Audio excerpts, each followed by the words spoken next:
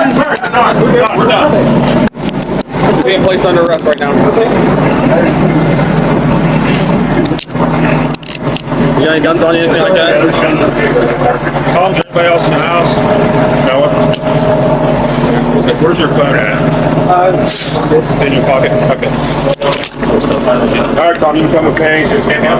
Okay. A bombshell has just dropped online. Leaked dash cam footage shows the dramatic moment law enforcement stormed the Johnstown home of Tom Keesee, guns drawn and ready. The video, now circulating widely on social media, is shocking, and not just for the intensity of the arrest. What makes this even more jarring is who Tom Keesee is, the son of televangelist Gary and Drenda Keesee, prominent figures on Daystar TV.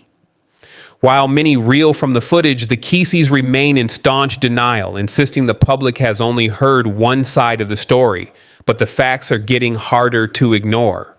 Disturbing court documents reveal chilling details.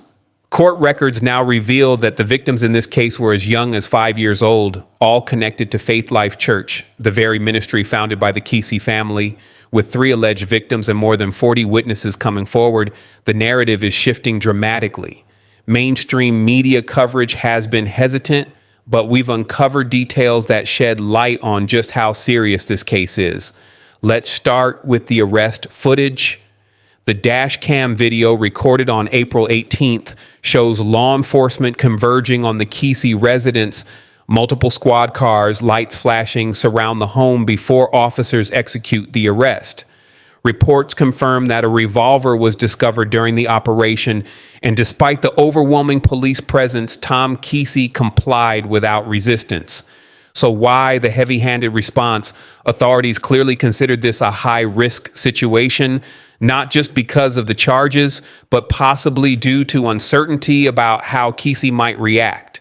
The video is more than just a news item. It's visible proof of the serious allegations he's facing, and given his high-profile background, the footage has ignited debate far beyond local headlines. Tom isn't just a private citizen. He's part of a family that's deeply embedded in the American prosperity gospel movement. Gary and Drenda Keesee have long promoted a message of wealth and divine favor, televised to millions through Daystar, but now their credibility is under fire and their response has left many stunned.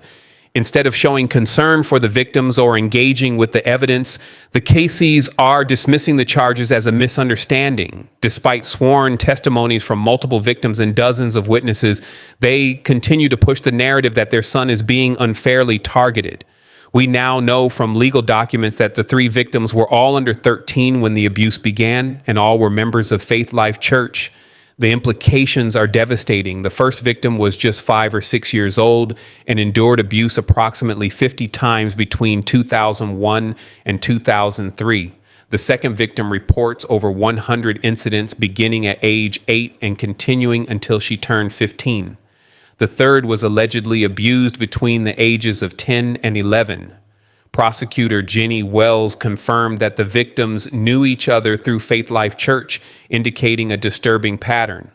While none of the incidents reportedly occurred on church grounds and all predate 2012, the link to the Keesee family's ministry is undeniable. Tom Keesee himself was between 12 and 14 years old when some of the earliest abuse was alleged to have occurred. This complicates certain aspects of the case, especially regarding age-related charges.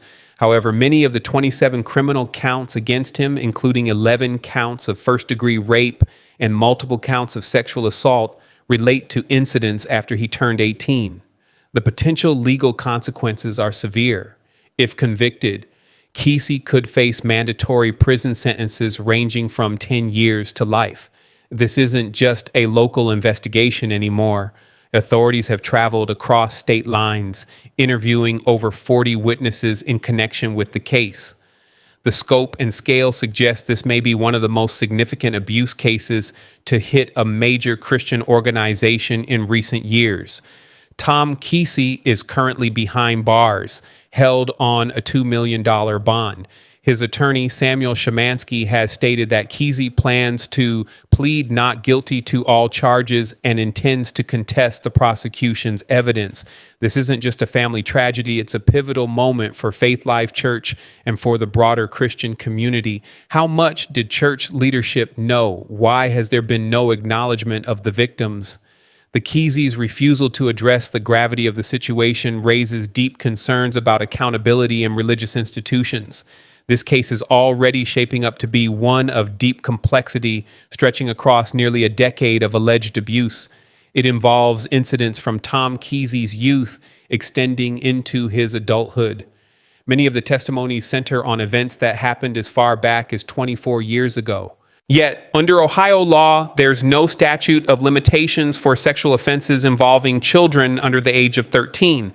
That means this case has the potential to continue for quite some time, but perhaps the most disturbing element isn't just the timeline, it's the response from Tom Keesee's parents, Gary and Drenda Keesee. Despite mounting evidence, consistent testimonies, and multiple alleged victims coming forward, many from within their own church community, the Keesees remain in denial. They've repeatedly stated there are two sides to the story, a statement that's deeply troubling in light of the shared accounts from those who trusted them as spiritual leaders. Their continued refusal to confront the gravity of these allegations raises serious questions. Rather than acknowledging the pain and trauma expressed by the victims, Gary and Drenda Keesee appear more concerned with protecting their family's public image. And here's the heart of the matter. Many of the alleged victims were children from their very own congregation, children who looked to their church for guidance and safety.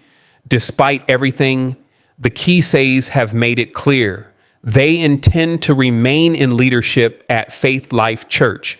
They also plan to keep broadcasting their television program on Daystar TV. To many, this will look like a deliberate choice to preserve their influence over addressing the suffering of victims in their midst. In moments like these, most would expect a leader to pause, to step back, acknowledge the crisis, and demonstrate care for those impacted. But instead of taking that step, the Keesees seem to be doubling down, choosing to hold on to power while a storm of serious allegations surrounds their son and their church. It begs the question, what does true leadership look like in the face of crisis? And when a leader's own family is implicated in harm, how should they respond? The developments in this case highlight several critical points. First, this is no longer about isolated incidents. The timeline of abuse now spans nearly 10 years. It's a disturbing pattern, one that shifts the narrative entirely. Second, while the alleged abuse may not have occurred directly on church property, every known victim was a member of Faith Life Church. That makes the church more than just a background setting. It was a central part of the environment where this alleged abuse went unchecked. Third, Gary and Drenda Keesee's response calls their leadership into serious question.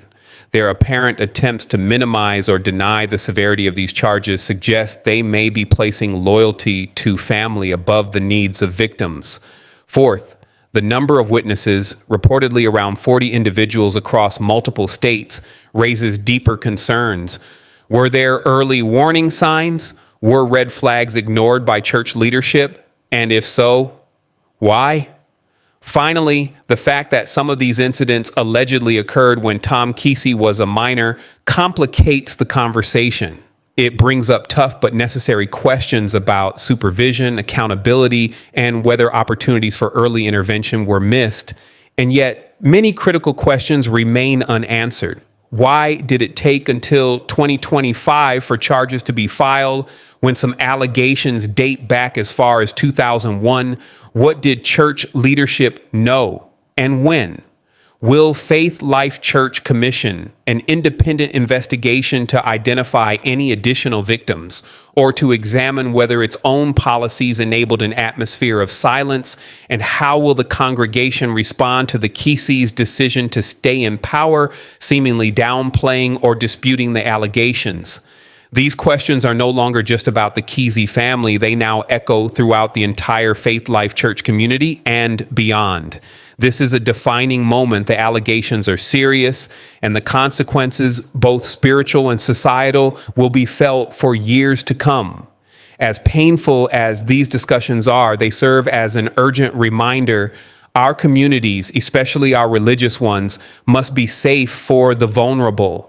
Accountability must be non-negotiable, regardless of a person's family ties or their public platform. The Tom Keesee case has already done deep harm, but it has also sparked a broader conversation. How do we truly protect the vulnerable? And how do we hold powerful individuals and institutions to account? As this story continues to unfold, I'll keep bringing you thoughtful analysis and real-time updates. If you or someone you know has direct knowledge relevant to this case, please reach out to the appropriate authorities. And for everyone watching, remember this: how we respond to allegations against those in power says everything about who we are as a society. If this video helped shed light on this unfolding situation, please like, subscribe, and share it with others. Let's keep the conversation going.